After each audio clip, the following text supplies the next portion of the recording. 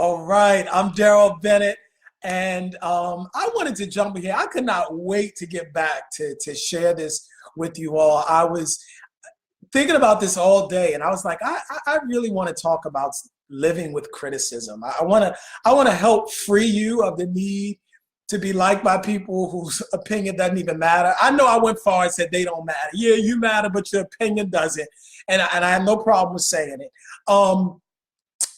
So many of us, let me start with this, and then I'm going to give a little bit of a story, and then I'm going to share some wisdom to help free you, because you need this for the next season you're going in life. You're trying to be liked by too many people, and I want you to know it is not going to work. So I understand we all have a want to be liked. I mean, we all want to be liked. Who wants to be disliked? Okay, I mean, I don't care what we say, everybody wants to be liked.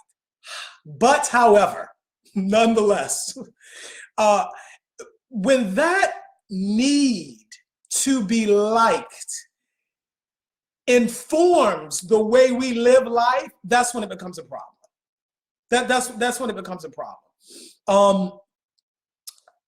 I think we live in a world now where we live more than ever to be liked by people some of whom we'll never even meet. I mean, I am grateful for social media. I'm grateful for the ability to touch people in different parts of the world I've never even been to yet. But it is interesting to me how many people have an opinion about something that I've done or something that I've said, something that may have happened in my past or I've done, maybe even something I'm wearing. And I almost chuckle to myself because I think, and so who the heck are you? I mean, some of us who've been through dark periods in life and we've seen rock bottom, we realize that a lot of the folks that are screaming Hosanna today will scream crucify you tomorrow. So it helps you to realize I don't have to play to the whim of the crowd. Now let me share this, why I'm on this topic. So for people who really know me, you know that I am big into royal families. I mean, since I was a kid, I used to read about the Egyptian royal families, the French royal families. I had an obsession with the Romanovs over in Russia for a while. I thought I was, the seed of Napoleon for a period of time. And then I went through this whole period where I read all about the British royal family. So I have followed, like a lot of the world has, Princess Diana's children and Harry and William, and William, who gets married to Kate and has these children who one day take the throne, and of course Prince Harry, who marries Meghan Markle. And it was interesting to me because I was watching this interview that actually I didn't watch the video. I read about the interview. I didn't see it. That she talked about how hard it is to be the princess. I mean, to be married to the prince. And she said that before she got, which is interesting to me, she said when she was dating Harry, that her friends told her, some of her friends said, don't marry him because it's going to destroy your life. They said the tabloids in Britain are not like they are in America, and everybody's going to have so much to say about you. It's going to destroy your happiness. And I just thought that was interesting because I'm watching this, and clearly as you watch her, she seems to be in a very vulnerable place. And it is, of course, hard to see Harry as he talks about how he feels like people are doing to his wife what they did to his mom and how they killed his mom. And that he even said that there's some feelings that are resurfacing for him that he thought were buried. And as I'm watching him, I was just thinking like, wow. I remember it was not even 2 years ago that I'm watching this big royal wedding and everybody and their grandmother was there, literally.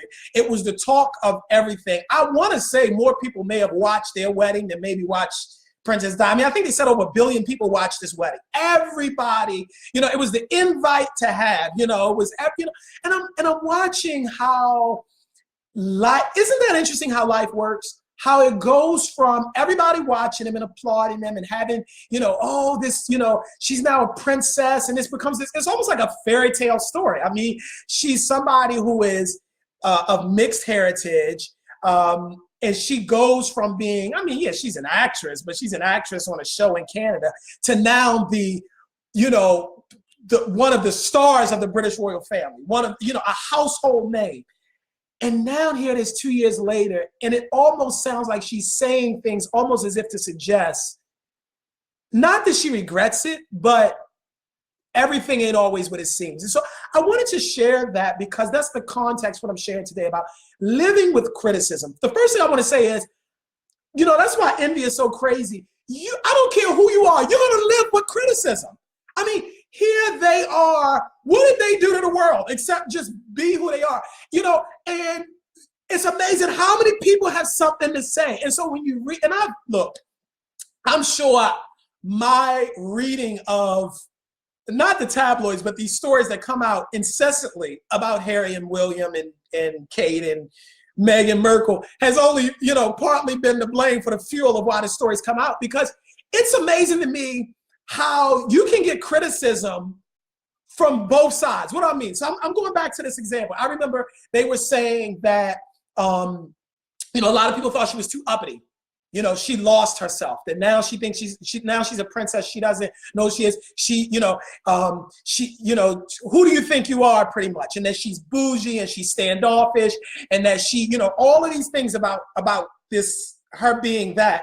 And then I'm reading articles that are saying that people thought she was too touchy-feely, that she's too American, that we don't, that the British don't hug, royals don't hug, and here she is hugging people. She's too much of a commoner.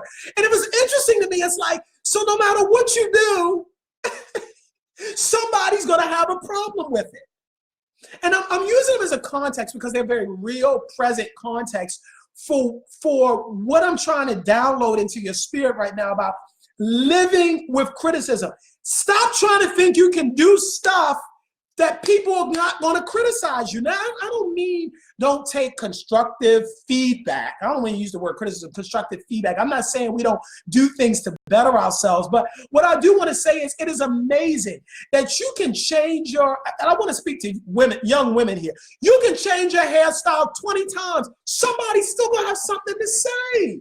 You've got to be you.